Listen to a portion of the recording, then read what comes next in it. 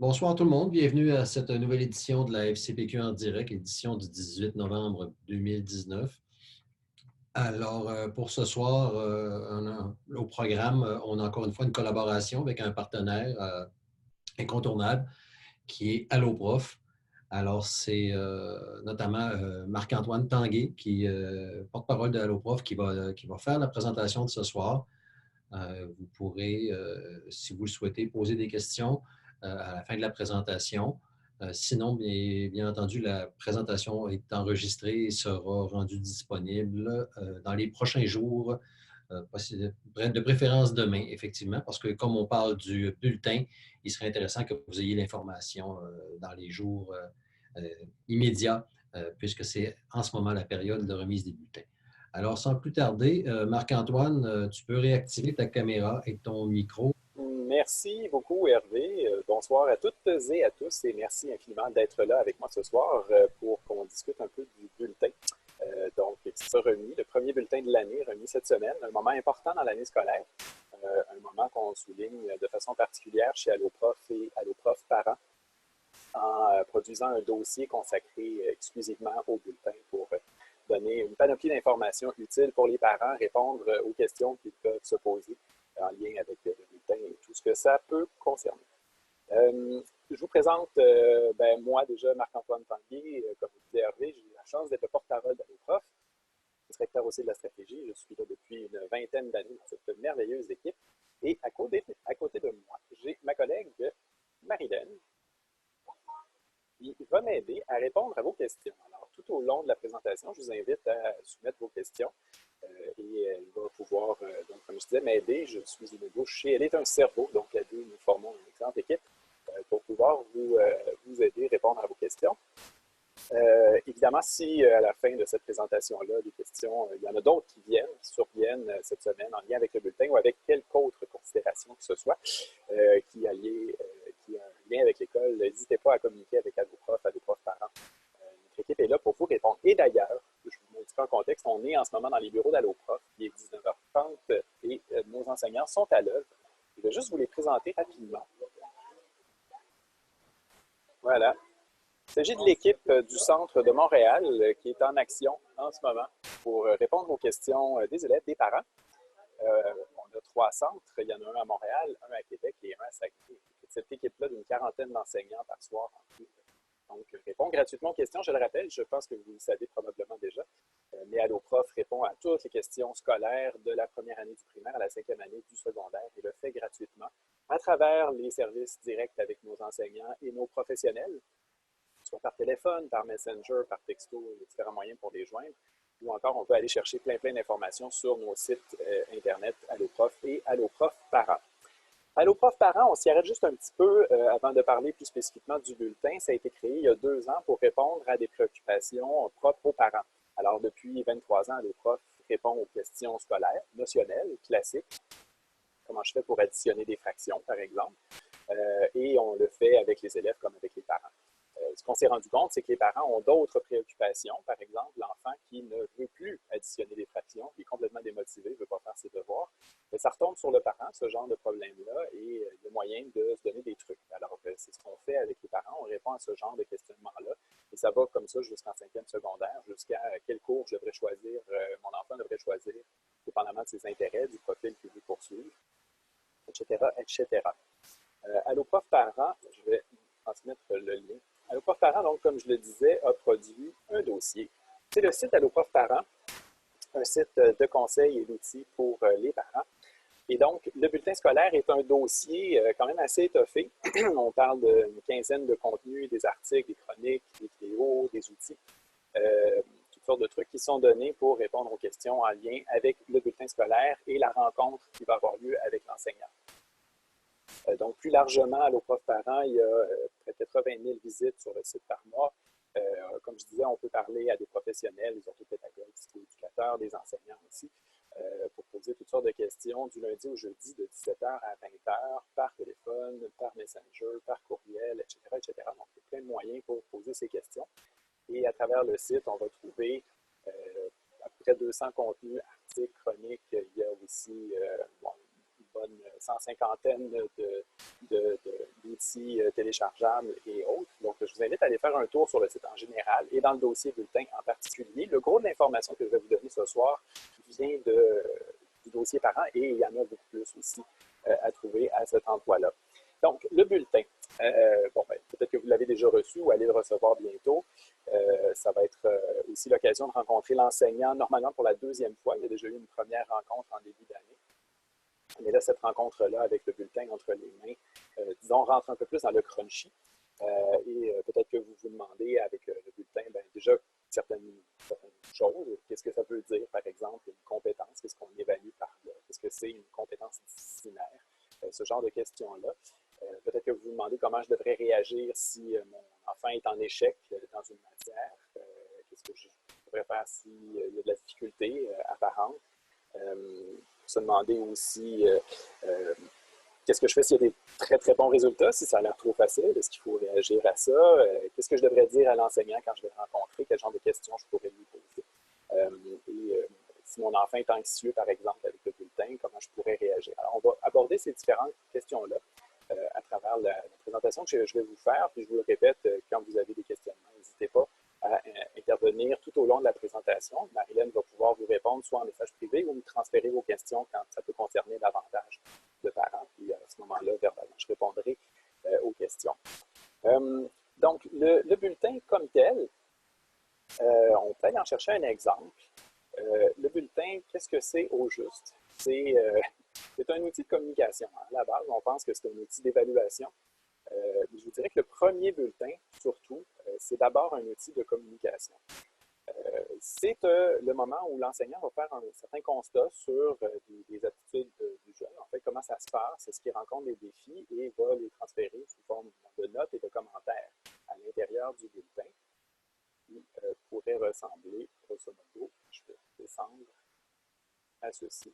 C'est le genre de choses qu'on voit dans le bulletin. Ici, c'est les compétences disciplinaires qui sont évaluées. C'est un exemple fictif.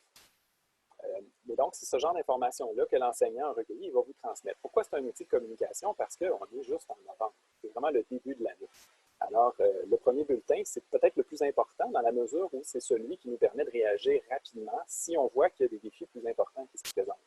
Et ça, c'est comme n'importe quoi. Si on replace un peu le gouvernail dans la bonne direction, le navire va aller où il faut vers la fin de l'année. Alors, il faut d'abord le voir comme ça et non pas comme une évaluation très formelle et très sévère de l'enfant ou évidemment d'éducation de votre enfant. C'est vraiment pas du tout ça l'esprit du bulletin. Le bulletin, si on le décortique un petit peu, il y a différentes choses qu'on va retrouver. Par exemple, l'idée de compétences disciplinaires. Compétences disciplinaires, dans le fond, c'est des compétences qui se rattachent à une discipline. Qu'est-ce qu'une discipline? C'est une matière, ni plus ni moins. C'est ce qu'on appelait autrefois une matière. Maintenant, on appelle ça une discipline. En théorie, on appelle ça une discipline. Et donc, par exemple, en français, en mathématiques, en anglais, on décortique les disciplines en différentes compétences qui chacune sont évaluées de façon visible sur le bulletin. Alors, dans l'exemple qu'on voit à l'écran, en français, on n'évalue pas le français en général. Dans le bulletin, on évalue la capacité d'élèves à lire, à écrire et à communiquer oralement. Donc, si vous voulez, c'est comme des grands thèmes importants à l'intérieur de la discipline. Le résultat disciplinaire, je ne sais pas si vous voyez ma souris, enfin, qui se trouve en dessous de communiquer oralement, c'est la moyenne des autres résultats qui ont été donnés dans chacune des compétences disciplinaires. Donc, on voit ici à l'étape 1, par exemple, c'est celle qui nous concerne en ce moment. 66, 55 et 80. Il y a une moyenne pour le résultat disciplinaire de 66 et en dessous la moyenne du groupe. C'est le même exercice, mais appliqué à l'ensemble du groupe. Donc, il donne une idée un peu où se positionne votre enfant par rapport à l'ensemble du groupe.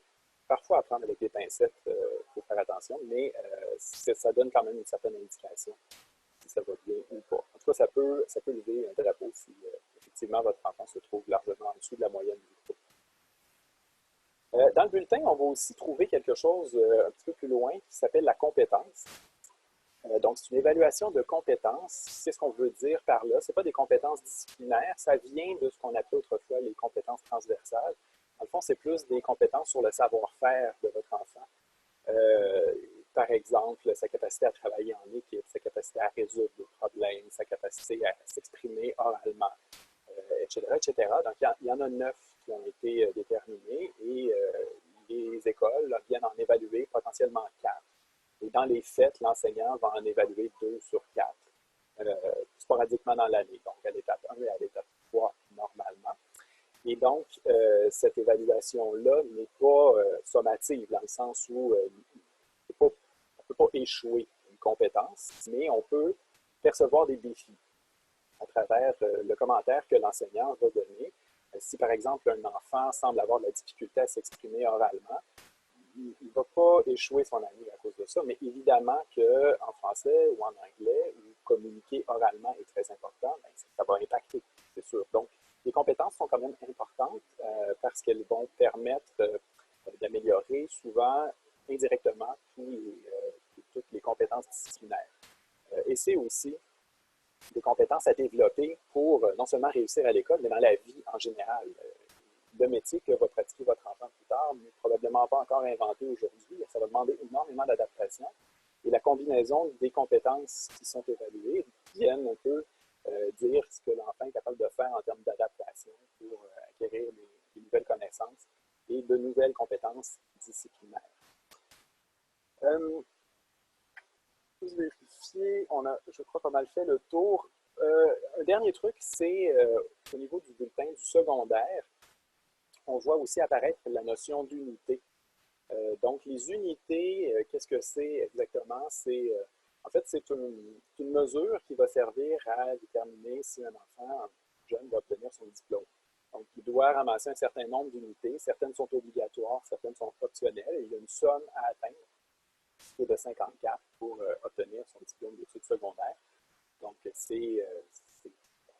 on cumule les unités à mesure qu'on réussit des cours. Donc, ce n'est pas évalué à chaque étape, c'est vraiment à la fin de l'année. On va avoir les unités pour un cours ou pas. Et petit rappel, mais je pense que vous le savez probablement déjà, il faut 60% pour réussir à passer une discipline, 60% de moyenne à la fin de l'année scolaire. Alors, vous recevez le bulletin de votre enfant. Alors, comment y réagir? Évidemment, si tout semble beau, ben, on réagit bien. Normalement, c'est la logique même. Maintenant, si tout n'est pas beau, il faut idéalement essayer de trouver du beau quand même. Commencer positivement. C'est aussi vrai avec un enfant qui présente son bulletin que dans la vie en général. On amorce mieux la conversation quand on commence avec le positif, puis après ça, on peut aller dans ce qui relève plus du défi et qui est peut-être moins reluisant. Alors, par exemple, si vous constatez qu'il a fait des efforts dans une matière, qui s'est amélioré de façon notable par rapport à l'année dernière, bon, une compétence est soulignée par son enseignant. Donc, ça, c'est des choses peut-être à souligner pour mettre la table avant d'aborder ce qui serait peut-être un peu plus compliqué pour l'enfant. Pour ces aspects-là, qui sont peut-être moins glorieux, l'idée est souvent d'y aller dans le dialogue et de voir qu'est-ce que votre enfant en pense. Avant même d'émettre ce que vous en pensez, ce qu'on suggère, et que vous pouvez retrouver dans le contenu dans les profs parents, c'est que c'est dans le fond de rendre l'enfant très responsable déjà de lui-même et de ses résultats à l'école, en disant carrément pourquoi il a obtenu tel résultat selon lui. Qu'est-ce qu'il a essayé qui n'a pas fonctionné? Qu'est-ce qu'il n'a pas essayé, qu'il aurait peut-être dû essayer? Et de voir avec lui quel genre de stratégie on peut mettre en place pour que ça se passe mieux dans la suite des choses. Il faut lui rappeler aussi, et ça c'est très important, si il y a des moins bons résultats, c'est important de préserver son estime de lui, sa confiance en lui. Et on est dans le premier bulletin, c'est vraiment le bon moment pour le faire, lui rappeler que c'est comme un message en fait. Alors si ça ne se passe pas très bien, l'exemple qu'on a à l'écran, on voit que dans écrire, ça ne se passe pas très bien, l'élève a eu 55%. C'est un message qui est envoyé, puis c'est le moment c'est ça, de se relever, de prendre ça comme pas un avertissement, mais comme un signe qu'il y a peut-être des choses à modifier, à changer, et qu'il y a encore beaucoup de temps pour pouvoir mettre ça en place, puis améliorer ses résultats. Un élève n'est pas en train d'échouer son année ou sa vie parce qu'il y a eu un échec ou qu'il est en situation d'échec à la première étape. Le premier bulletin sert justement à voir ça. Et de façon plus large, là on parle de comment réagir à un échec. la première étape compte pour 20 dans l'évaluation totale. La deuxième étape qui a lieu en mars pour 20 puis la dernière étape pour 60 On voit que la sanction, c'est vraiment à la troisième et dernière étape en juin. Donc, surtout la première étape, rien n'est joué. Théoriquement, même si un élève avait 0, il lui reste encore 80 points à aller ramasser. Il a besoin de 60 pour réussir. Grosso modo, ce que ça veut dire, c'est qu'il nous faudrait une moyenne de 75 à l'étape 2 et 3 pour obtenir son 60 à la fin de l'année. Ce n'est pas l'idéal, mais c'est une façon peut-être de le relativiser pour éviter qu'un enfant cristallise l'idée que c'est déjà joué, qu'il ne pourra pas s'en sortir. Parce que s'il n'y croit pas lui-même, il n'y a rien qui va pouvoir fonctionner. Donc, il faut penser à ça aussi.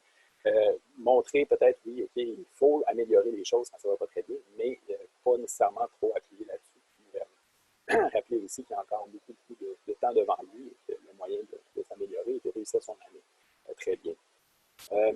Aussi, et là on revient un peu à la psychologie de l'enfant, mais dans le fond, ses résultats scolaires n'influencent pas l'amour que vous avez pour lui. Des fois, c'est bon de le rappeler. C'est pas... vous êtes fier de ce qu'il fait, puis vous l'aimez, puis vous le soutenez, peu importe c'est quoi les résultats en bout de ligne, c'est sûr que vous appréciez les efforts qu'il va faire. C'est un message qui peut être envoyé. L'important dans la vie, c'est surtout d'avancer, c'est de faire des efforts. Tout le monde ne va pas gravir l'Everest, mais tout le monde devrait essayer de gravir quelque chose, en tout cas. Donc, c'est vraiment dans cet esprit-là, très constructif, qu'on peut l'aborder, surtout au premier bulletin, pour qu'il y ait encore le goût et qu'il croit encore en ses capacités. Et aussi, un risque, c'est de le comparer aux autres. La moyenne de groupe le fait déjà un petit peu. Alors, c'est encore là, je vais relativiser. Lui rappeler que ces difficultés sont peut-être passagères, qu'il peut probablement les surmonter en changeant ses stratégies, avec différents moyens. Mais peut-être toujours éviter, en fait, de comparer au grand frère ou à la petite sœur qui ont des résultats exceptionnels ou aux voisins. Il réussit très, très bien, c'est banal, c'est tout bête. Et des fois, ça nous échappe, on ne s'en rend pas trop compte, puis c'est vrai que ça peut entrer dans la tête d'un enfant qui va finir par se dire je suis moins bon que d'autres. Puis c'est dommage parce que c'est faux. Il n'est pas moins bon que personne. Il y a peut-être des défis en ce moment. Ça ne veut pas dire qu'il est moins bon, au contraire. Un autre truc aussi, c'est d'éviter de un peu compenser un mauvais résultat avec un bon. Par exemple, dire oui, tu as de la difficulté en français, mais regarde comme tu es bon en mathématiques. Parce que ce que ça peut envoyer comme image à l'enfant, c'est qu'effectivement, il est bon en mathématiques, il n'est pas bon en français. C'est vraiment pas l'objectif, évidemment, quand on utilise cette stratégie-là pour le renforcer, mais c'est parfois ce qui va s'insinuer dans son esprit. Alors, c'est pas non plus de le catégoriser comme très, très bon dans une matière par rapport à une autre, mais vraiment d'aborder ça séparément. Dans cette discipline-là, il y a des efforts à faire, tout simplement. Et on va regarder ensemble qu'est-ce qui pourrait être fait. On a regardé un peu ce qu'on pouvait faire comme réaction dans le cas d'un bulletin où il y a des moins bons résultats ou d'un enfant qui se retrouve en situation d'échec. Un truc aussi qu'on peut faire pour dédramatiser l'échec et l'anxiété de performance en général d'un jeune, c'est n'hésitez pas à parler de vous, de votre expérience. Vous en avez probablement rencontré des échecs ou en tout cas des moments plus difficiles et vous en êtes relevé. De quelle manière vous l'avez fait? Ça peut vraiment l'inspirer, peut-être plus que vous l'imaginez. Là, je parle aux parents d'enfants au secondaire. Des fois, les adolescents ont l'air un peu au-dessus de tout, mais ça parle quand même. Ça parle, même s'ils ne le laissent pas toujours transparaître. Et c'est possible aussi de regarder du côté des gens qui l'aiment beaucoup, qui l'apprécient, enfin, je veux dire, pour lesquels il y a de l'admiration. Ça peut être un musicien, ça peut être un acteur, peu importe, mais tous ces gens-là, on peut rapidement trouver sur Internet que dans leur vie, ils en ont eu des difficultés. Ça n'a pas toujours été simple. Et voici, on fait des choses, c'est pour ça que ça s'est mis à mieux aller. Donc, c'est des exemples peut-être à aller chercher aussi pour aider votre enfant puis continuer à préserver son estime et lui montrer surtout que quand on met en place des stratégies, qu'on s'organise et qu'on travaille, ben ça fonctionne en bout de ligne. Des fois aussi, l'enjeu se trouve dans des détails, par exemple, de se coucher plus tôt la veille d'un examen, de commencer à étudier plus tôt. Et là, je dirais presque que ce n'est pas des fois, c'est presque tout le temps. En fait, souvent les jeunes, en tout cas, ont tendance à s'y mettre un peu tard dans l'étude. Ils ne sont pas les seuls. Les adultes, on est aussi très bons pour attendre un peu à la dernière minute. mais c'est pas efficace.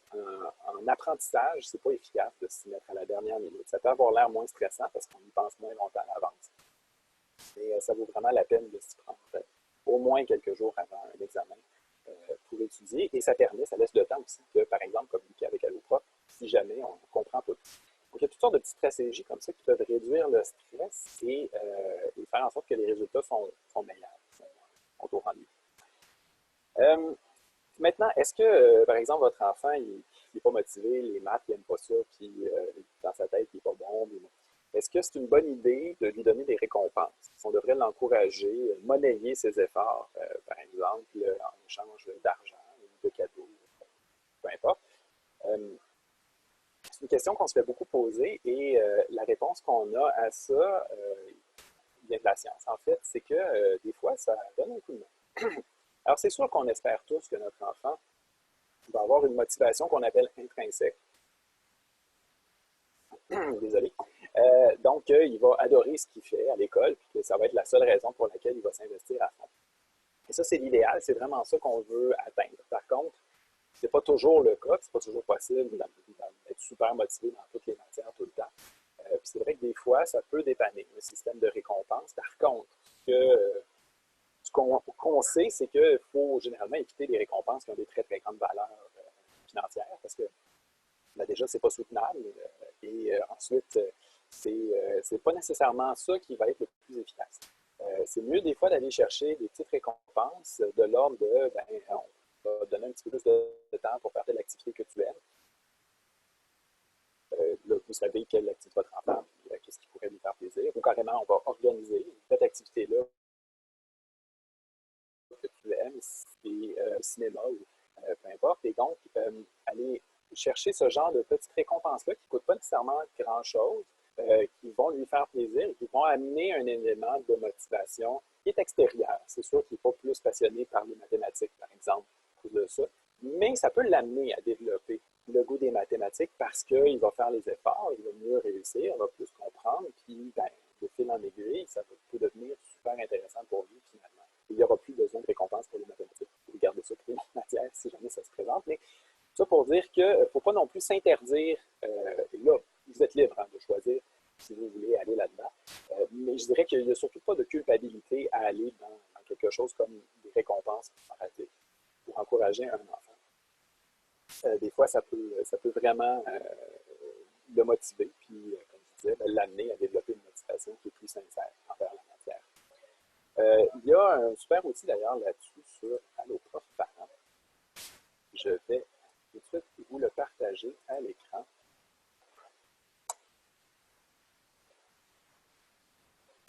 Et à la fin, je vous enverrai tous les liens exacts dans le clavardage que j'aurai utilisé. Ça va être plus simple de fonctionner comme ça, mais il y a encore plein d'autres contenus, je me rappelle, sur le site d'Alloprof Parents. Donc, ici, on explique un peu les récompenses en échange de bonnes notes, oui ou non. On explique le pourquoi ça peut être une bonne idée des fois, selon votre jugement. Et il y a ici le défi scolaire, mon tableau de la semaine. Ça marche probablement mieux au primaire, c'est sûr, mais ça peut être intéressant de fonctionner de cette façon-là. On identifie avec l'enfant un défi. Ça peut être de s'organiser, de faire ses devoirs au complet, par exemple, de lire un chapitre de son livre. S'il trouve que son livre est très long à lire, de lire un chapitre par soir, par exemple. Donc, on le nomme ici le défi, on nomme la récompense et on indique si ça a été accompli ou pas selon la journée. On peut avoir un système de points parallèle à ça, puis ça, l'enfant va récolter des points qui pourraient éventuellement qui vont lui donner accès à sa récompense. Et quand on la donne, la récompense, c'est quand même bien de lui rappeler pourquoi on donne cette récompense-là. C'est parce qu'il a fait des super efforts pour la liaison, pour réussir à l'école. Et donc, en même temps sa fierté et on récompense le fait qu'il a fait des efforts. Donc, ça, c'est un outil que je voulais partager avec vous. Il est téléchargeable. Vous cliquez, puis vous pouvez l'imprimer sans problème. Ou en créer un du même genre si vous préférez. On en serait rendu à la préparation de la rencontre autour du premier bulletin. Alors, qu'est-ce qu'on dit à un enseignant quand on va le rencontrer? Est-ce qu'on a le droit de lui poser des questions? Comment ça se passe? En fait, oui, c'est bien de préparer cette rencontre-là. Elle est super importante. C'est sûr qu'à l'école, on n'a pas nécessairement beaucoup d'occasions d'échanger en personne avec l'enseignant. On peut en avoir pour échanger par courriel, par exemple. L'enseignant, normalement, vous a déjà expliqué à la première rencontre d'année comment il voulait qu'on communique. Mais au-delà de ça, là, vous avez l'opportunité de parler avec lui littéralement. Donc, c'est une belle occasion à saisir. Et vous pouvez la préparer. On a là-dessus préparé un petit guide qui est assez sympathique avec des suggestions de questions que je vais inscrire immédiatement en partage d'écran. Donc, dans le fond, c'est un peu comme un rendez-vous chez le médecin. C'est-à-dire que c'est mieux de préparer ces questions et de les prioriser parce que vous n'aurez peut-être pas le temps de toutes les poser. Le guide est juste ici. Selon votre familiarité avec les rencontres de remise du premier bulletin, ceux qui n'y sont jamais allés, là, je vous disais, ça dure normalement pas si longtemps. Puis évidemment, vous n'êtes pas le seul parent de l'enfant que l'enseignant a dans sa classe. Donc, c'est quand même limité, mais on a le temps quand même d'échanger.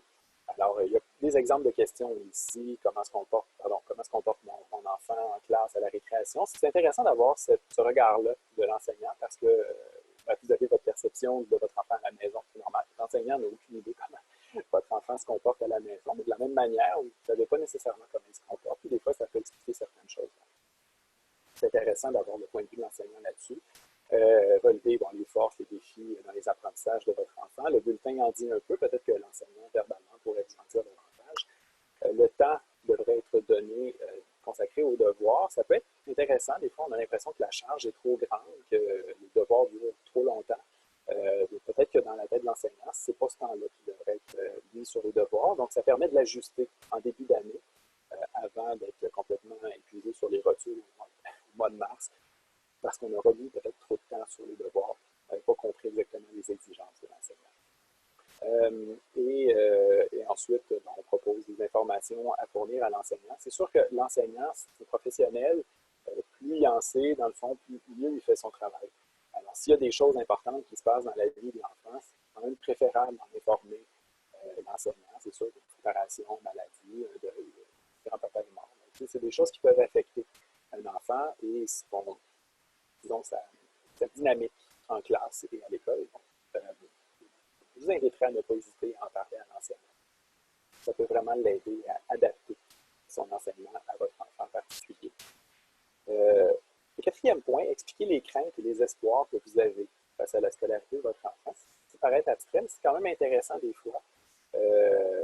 Si, par exemple, vous avez eu des mauvaises expériences à l'école, peut-être les partager avec l'enseignant. Encore là, c'est pas nécessairement facile à faire comme exercice, là, je le sais, mais je vous assure, les enseignants travaillent mieux quand ils ont ce genre d'informations-là. Ça leur permet de mieux s'adapter à vous et à votre enfant, puis à mieux faire leur travail, en bout de ligne. Tout ça pour dire que c'est un travail d'équipe.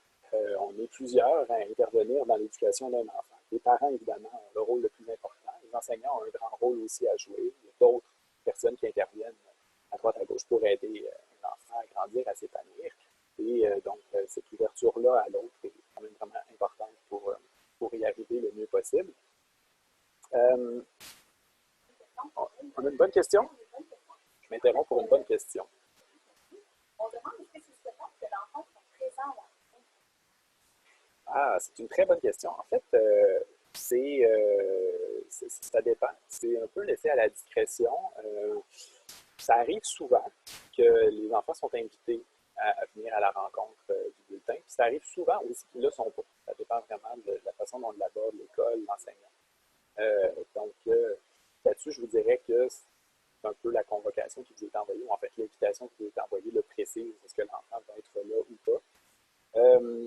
Maintenant, qu'il soit invité, c'est possible aussi que vous ayez envie d'aborder des choses avec l'enseignant sans que votre enfant soit là. Comme je le disais, c'est un moment qui est quand même privilégié. Il n'y en a pas tant que ça des moments où vous pouvez discuter comme ça, de visu avec un enseignant. Alors, si vous ne vous sentez pas à l'aise de parler de certaines choses pendant que votre enfant est là, présent, peut-être mieux de ne pas l'amener, ou en tout cas de lui permettre de sortir faire un petit tour pendant que vous abordez ces sujets-là avec l'enseignant.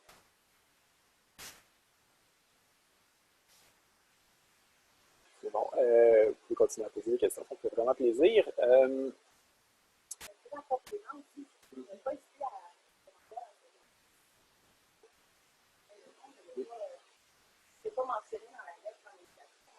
Tout à fait. Selon ce que vous souhaitez, vous, parlez-en avec l'enseignant. Souvent, les communications se font par courriel ou par une plateforme et donc, vous avez déjà l'invitation entre les mains. Vous pouvez poser la question à l'enseignant. Seriez-vous à l'aise? Est-ce que mon enfant vient? Ou je préférerais que mon enfant soit là. Puis c'est toujours dans la communication que vous trouvez la meilleure façon de faire les choses. Aussi, c'est une opportunité pour discuter avec l'enseignant si jamais il y a un doute sur un possible trouble d'apprentissage. C'est des choses qui arrivent. C'est des choses qui arrivent. C'est le cas d'environ 20 à 30 des jeunes, dépendamment de l'âge. Donc, ces troubles-là sont plus ou moins importants et l'enseignant peut vous guider dans des étapes à suivre pour éventuellement le diagnostiquer ou en tout cas suivre des signes peut-être. Noter des signes qui pourraient nous permettre de décider si l'enfant a un trouble ou un autre. Et il y a des aides technologiques possibles aussi. En fait, c'est une discussion à avoir avec l'enseignant, il pourra vous guider là-dedans. C'est sûr que si un enfant a un trouble d'apprentissage, il peut se rendre au doctorat, il y en a des exemples à l'appel, mais c'est bien de l'accompagner là-dedans et de lui donner les bons outils, le bon environnement. Ça va être plus facile pour lui. Il risque de plus apprécier l'école. Il faut être très ouvert à cette conversation-là avec un enseignant. Et je le rappelle, c'est jamais un jugement sur l'éducation que les parents donnent. Inexplicable un peu d'où ça vient exactement. Mais ce qu'on sait, c'est qu'il y a plein de trucs pour surmonter les trucs. Donc, en tout cas, vivre avec. Donc, j'invite à beaucoup d'ouverture de ce côté-là. Je vous ai transmis, donc vous avez le guide devant vous et je terminerai peut-être rapidement sur le problème de l'anxiété de performance. Après, je continue évidemment les questions quand vous en aurez. Mais l'anxiété de performance, je vais vous donner un lien. Par rapport à ça, c'est quelque chose qui peut se rencontrer assez tôt. Plutôt rarement au premier cycle du primaire, mais plus on avance, plus ça se voit chez les jeunes, même très jeunes, des fois avec 9 ans, on voit des signes avant-coureurs. En gros, c'est des enfants qui peut-être donnent un peu trop d'emphase, surestiment en tout cas l'impact que des mauvais résultats pourraient avoir dans leur vie. Je ne dirais pas qu'ils voient ça comme une question de vie ou de mort, mais pas loin. Ça génère une anxiété qui peut être paralysante dans l'examen, par exemple, dans l'exposé oral. Ça peut faire en sorte qu'un enfant va figer parce qu'il s'est trop mis de pression. Ça fait en sorte qu'effectivement, il va avoir un échec ou des difficultés dans une discipline comme quelque chose qui compromet tout son avenir, éventuellement ses relations avec ses amis, l'amour de ses parents. Bref, ça peut aller très, très loin. Alors, je vous ai transféré un lien. En fait, c'est ce que je vous montre. Je n'ai pas encore transféré le lien, mais je vous montre ici l'article qui a été développé autour de l'anxiété de performance. C'est intéressant à regarder, surtout au niveau des signes avant-coureurs qui peuvent se présenter. Il y a une vidéo aussi qui est très, très intéressante sur le sujet, qui donne beaucoup de trucs pour le détecter, mais aussi pour intervenir, aider votre enfant à surmonter ça, à mieux le gérer. Quand ça devient incontrôlable, vraiment, c'est sûr qu'il y a des aides aussi. Il faut se priver de consulter un psychoéducateur ou un psychologue qui peut donner encore plus de trucs à l'enfant puis l'aider à gérer cette chose-là. Sinon, la surmonter, au moins apprendre à vivre avec ça puis la diminuer le plus possible. Donc, je terminerai peut-être là-dessus. Je vous invite à consulter cet article-là si vous sentez que ça peut vous concerner.